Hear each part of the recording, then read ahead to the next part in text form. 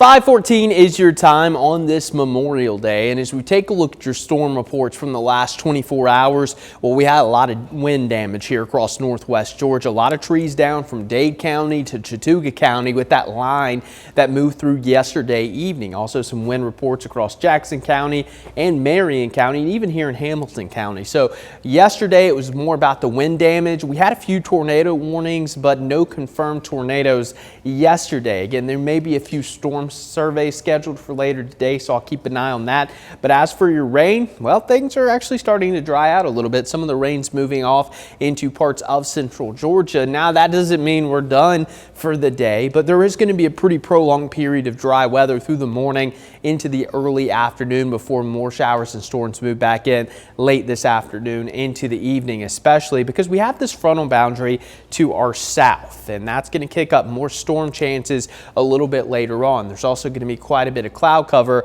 riding over that frontal boundary. So yeah, we could see a few peaks of sunshine, but that's not going to be the normal today. It's going to be more about the cloud cover. Here's a look at your camera coming down the ridge cut. Couple people out there, a few raindrops, and some of you off work. So if you're going back to sleep here for a couple hours, just know that the roads are still going to be a little bit damp. But those who are heading out, also watch out for the fog. Temperatures in the 60s to start your Memorial Day, mid to upper 70s, maybe a few 80s here and there. And that's only if we can get some of that sunshine to peek through. But as we take a look at your futurecast, again, a lot of clouds. I wouldn't expect to see a whole lot of sunshine here. Most of the day we're going to actually be dry. I think there's going to be a little more rain showing up this afternoon than what this model is indicating, but there is going to be a wave come through late this evening. Again, timing's been a little inconsistent, but I think after 8 p.m., similar to yesterday, there's going to be the potential for some of that heavy rain moving in from west to east, continuing overnight. And as that line comes through later this evening, could be a few strong to severe storms. Don't think it's going to be anything like what we had yesterday evening, but still could be some gusty winds and small hail. Tomorrow morning, we'll start off with some showers, a little bit of a break during the afternoon, and then we'll have a couple more waves moving in late the evening. I think the coverage of rain will actually be a little bit higher tomorrow compared to today, but the storms that do move through later this evening, again after about 7-8 o'clock, could be strong to severe, especially in northwest Georgia and northeast Alabama. Nothing widespread, but could be some damaging winds and small hail.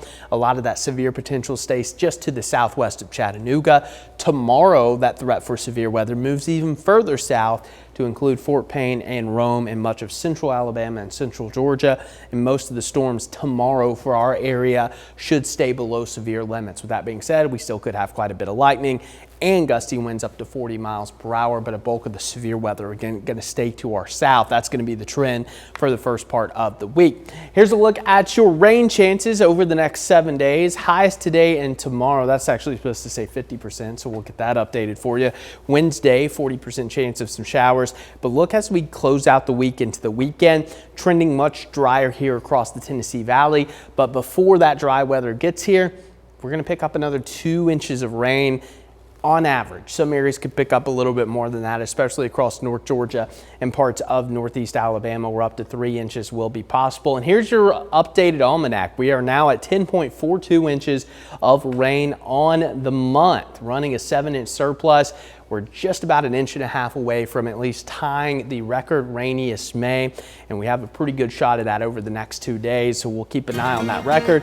But then the rest of your week, looking pretty good. And to close out the final weekend in May, no complaints, Paul. Temperatures in the 80s with dry conditions.